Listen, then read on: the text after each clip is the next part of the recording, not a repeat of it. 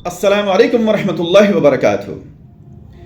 जब आप गीबत करते हैं तो इसके बड़े नेगेटिव असरात मुरत्तब होते हैं। एक तो कुरान ने कह दिया कि गीबत करना अपने भाई के गोश्त के खाने के मुतरादिफ है।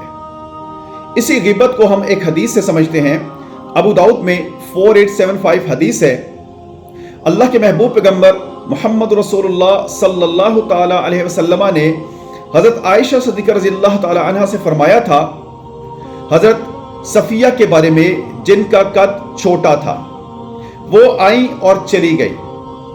हज़रत आयशा सिद्दीक़ा रज़ियल्लाहु ताला अन्हा ने ज़बान से नहीं, हाथ के इशारे से कहा कि वो ऐसी थी, वो ऐसी थी। नबी रहमत मोहम्मद रसूलुल्लाह सल्लल्लाहु अलैहि वसल्लम ने फरमाया, आयशा तूने इतनी बड़ी बात की है कि इस बात को अगर समंदर के पानी में डाल दिया जाए तो पूरे समंदर का पानी कड़वा हो जाए। अल्लाहु अकबर। यहां से आप अंदाजा लगाइए कि इस बात की वजह से कितनी नेगेटिव एनर्जी क्रिएट हुई है, और इस कदर क्रिएट हुई है कि उसने सारी की सारी पॉजिटिविटी को खत्म करके रख दिया है।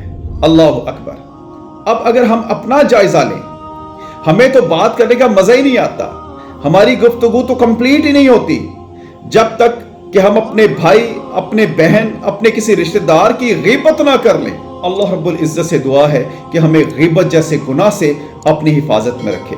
आमीन।